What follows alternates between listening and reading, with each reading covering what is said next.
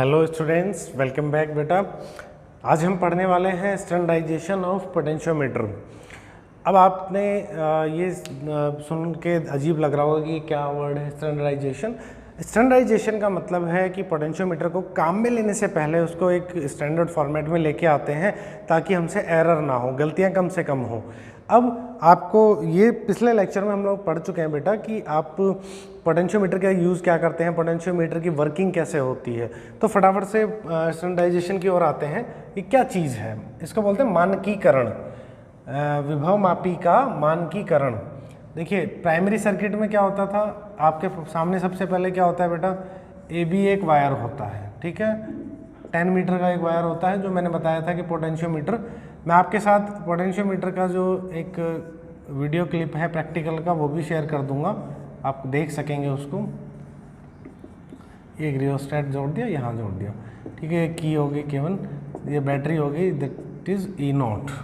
ये आपका primary circuit है कि नहीं बेटा? हाँ, यहाँ तक पढ़ चुके थे आप। अब क्या करते थे, जैसे ही इसको हम कनेक्ट करते थे, इसका जो पोटेंशियल जो डिफरेंस E0 है ये आपका बेटा कहाँ पे फैल जाता है, ड्रॉप A से B तक। मतलब E0 जो है वो यहाँ रहेगा और यहाँ होगा 0, तो डिफरेंस कितना हो गया, E0 का डिफरेंस आ गया। अब हम लोग क्या करते थे कि यहाँ पर हम लोग पहले क्या कैलकुलेट करते हैं बेटा कि इस पर जो पोटेंशियल ग्रेडियंट है वो कितना आया था, आंसर है। पहली बात तो पोटेंशियल ग्रेडियंट क्या है, फिर से याद करो कि यूनिट लेंथ पर कितना पोटेंशियल ड्रॉप होता जाता है ए बी वायर पर, वही क्या होता है, पोटेंशियल ग्रेडियंट होता है। तो x इजकल्स टू हमने कैसे निकाला था इसको, इसका फॉर्मूला आ गया था आपके सामने, आई रो अपॉन ए। प्रीवियस नोट्स में आप देखिए, पिछले लेक्चर में आपने देखा था आई रो अपॉन ए इसकी वैल्यू आई थी। बेसिकली तो ये सिंपल सा फॉर्मूला था, E0 जो है कितनी लेंथ पर फैलता है, तो बेटा L लेंथ पर, तो E0 अपॉन L क्या होता था, ये यस पोटेंशियल ग्रेडियंट होता था। अब यहाँ पर आई की वैल्यू, करंट की वैल्यू लेके आए थे, हम पूरा एनालिसिस कर रहे थे तब। तो आई की वैल्यू क्या होती है, इसमें आई करंट कितनी फ्लो होगी, करंट का फॉर्मूला क्या होता है, V अपॉन R। V की वैल्यू क्या है, पोटेंशियल कितना अप्लाइड है बैटरी का, E0। EMF बोलो चाहे पोटेंशियल बोले, क्योंकि हम लोग क्या मान के चल रहे थे कि इंटरनल रेसिस्टेंस जो है वो क्या है, 0 है। अब हमने लेकिन देखा बेटा कि यहाँ पर जो टोटल रेसिस्टेंस है ए बी वायर का R, इसका इंटरनल रेसिस्टेंस और रियोस्टेट का रेसिस्टेंस, ये वैल्यू आई थी। अब ये वैल्यू आई थी, आई की वैल्यू यहाँ पुट करो, क्योंकि RH और R को हमने, आपको याद करो, RH और R को हमने क्या मान लिया था, 0 मान लिया था, तब अकेला R पुट कर दिया था। बट अगर यही वैल्यू पुट करता हूँ तो x की वैल्यू क्या आ गई, E0 into rho upon R plus RH plus small r into A। अब आपको एक चीज़ नज़र आ रही है कि बेटा जो पोटेंशियल ग्रेडियंट है स्मॉल x, वो किस पर डिपेंड कर रहा है, RH पर भी करता है, स्मॉल r पर भी करता है। बट हमने क्या कर दिया था, अपनी कैलकुलेशन बचाने के लिए ये मान लिया था कि रियोस्टेट का रेसिस्टेंस और इस बैटरी का internal resistance small r RH दोनों 0 है, मान लिया था अपन ने। ओके, तो हमने क्या मान लिया था इस फॉर्मूले को, E0 रो अपॉन RA। यही है, आप अपने नोट्स में जाके देखिए, यही फॉर्मूला हमने लिखा हुआ है। लेकिन ये सच में ऐसा होता है क्या, कितना भी कम हो सेल का इंटरनल रेसिस्टेंस होगा कि नहीं होगा, तो आंसर है होगा, करंट फ्लो उसके अंदर से हो रही है तो रेसिस्टेंस तो होता ही है। रियोस्टेट का रेसिस्टेंस कुछ तो होगा कि नहीं होगा बेटा, तो आंसर है होगा।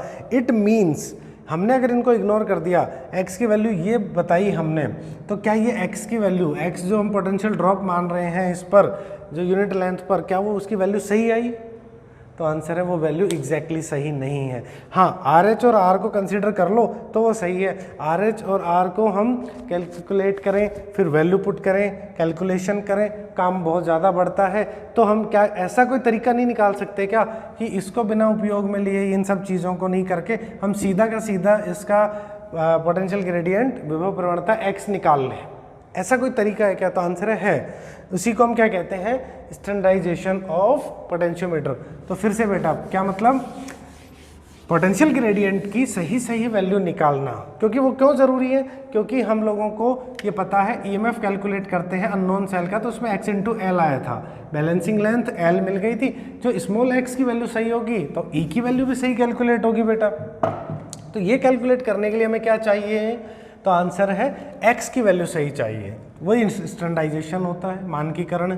मैं यहाँ पर अब क्या करता हूँ, सेकेंडरी सर्किट में बेटा एक स्टैंडर्ड सेल जिसका EMF ES। अब स्टैंडर्ड सेल क्या होता है, स्टैंडर्ड सेल, स्टैंडर्ड सेल का मतलब है जिनका वैल्यू हमें पता है, या तो ये आपका कैडमियम का बना हो सकता है या ये कैडमियम हो सकता है, कैडमियम सेल बोलते हैं, स्टैंडर्ड होता है, इसकी लगभग 1.2 वोल्ट होता है इसका ईएमएफ, और दूसरा हो सकता है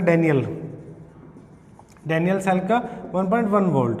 तो ये इस तरह के सेल जो है जिनके वैल्यू पता है उसको हम यहाँ लगा सकते हैं। समझ में आ रही बात? ओके, तो यहाँ से फिर वही प्रोसेस, गैल्वेनोमीटर लगा दिया और एक जॉकी लगा के J4 जॉकी लगा दी और हम यहाँ पे इसको टच करवा सकते हैं।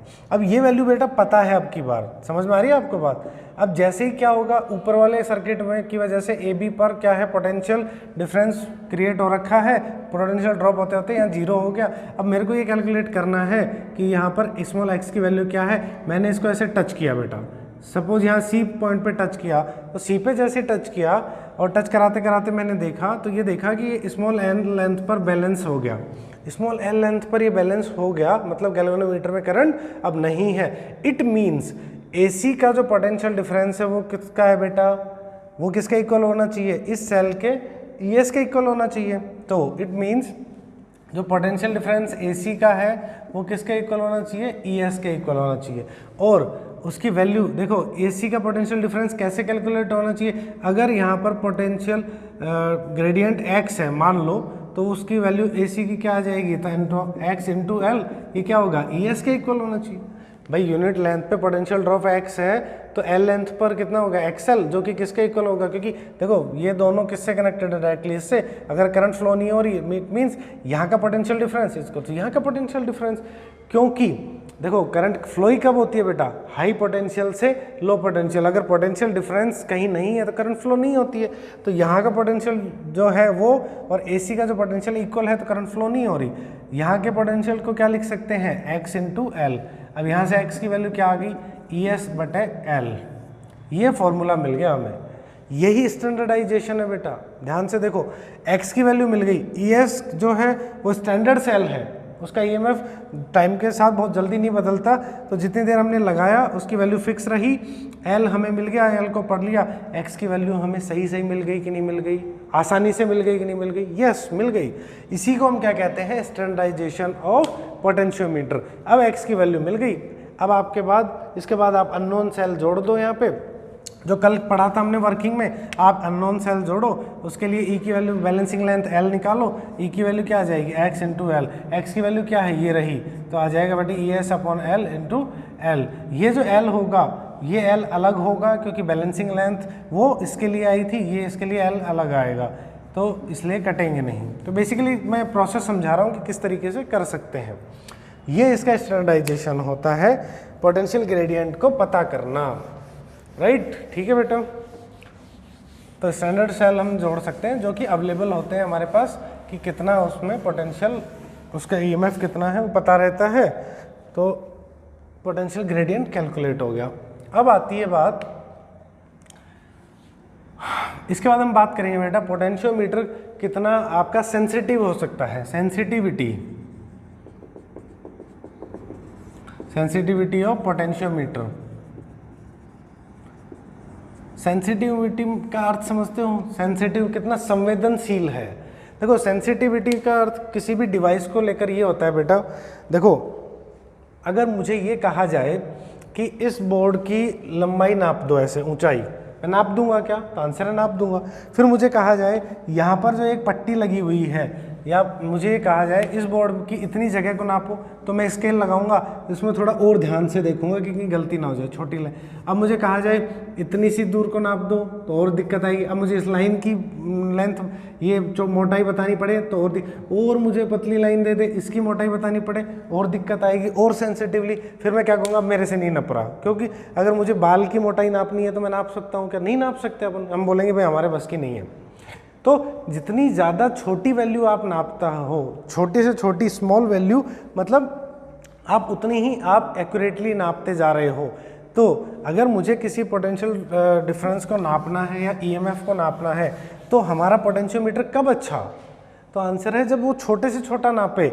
मैंने एक बहुत छोटा सा सेल जोड़ दिया, 0.01 वोल्ट का सपोज एक सेल जोड़ दिया, और मैं उस पोटेंशियोमीटर की मदद से नाप रहा हूँ, तो हम बोलेंगे अच्छा है, ये सेंसिटिव है।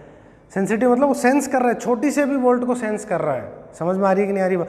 तो सेंसिटिविटी से क्या मतलब होता है कि जो ऐसी डिवाइस जो ज़्यादा छोटी से छोटी वैल्यू को नाप सकती है, मीन्स ज़्यादा सेंसिटिव होती है, ये होता है सेंसिटिविटी। ठीक है बेटा।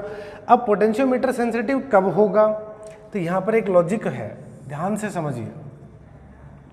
देखिए ए से बी वायर पे हमने प्राइमरी सर्किट में बैटरी जोड़ दी थी, तो यहाँ पोटेंशियल ड्रॉप हो गया था। हमने एक वैल्यू पढ़ी थी x, potential gradient. Potential gradient का क्या मतलब था बेटा? यूनिट लेंथ पे कितना पोटेंशियल बदलता जाता है। समझ में आ रही है बात? अब अगर एक्स की वैल्यू छोटी होगी तो मेरा अच्छा पोटेंशियोमीटर होगा, या एक्स की वैल्यू बड़ी होगी तो अच्छा होगा। ध्यान से सोचिए इस बात को, बहुत ध्यान से।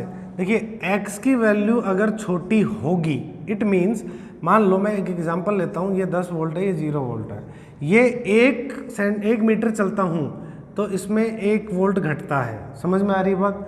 दूसरा एग्जांपल लेता हूँ, ये बड़े ध्यान से समझना इस चीज़ को बेटा, बहुत कन्फ्यूज़न रहता है बच्चों को। ये मैंने लिखा 10 वोल्ट, अब मैं यहाँ से यहाँ पहुँचा 1 मीटर, तो इसमें ये आ गया 9.5 वोल्ट, मतलब 0.5 वोल्ट घटा। यहाँ देखो कितने का डिफरेंस आया, 1 वोल्ट का। यहाँ कितने का डिफरेंस आया, 0.5 वोल्ट का। समझ में आ रही कि नहीं आ रही बात? अब यहाँ x की वैल्यू कहाँ ज़्यादा है? तो आंसर है यहाँ x की वैल्यू ज़्यादा है और यहाँ पर x की वैल्यू कम है। x की वैल्यू कम मतलब 1 मीटर चला हूँ मैं, 1 मीटर यहाँ भी चला हूँ, यूनिट लेंथ पे 1 वोल्ट का डिफरेंस, यूनिट लेंथ पे 0.5 का ड्रॉप। अब मुझे ये बताओ कि मैंने सेकेंडरी सर्किट में बेटा अगर एक सेल जोड़ा जो कि ये सपोज करो ए बी है, यहाँ जो सेल जोड़ा, अब ये सपोज करो 0.6 वोल्ट का है।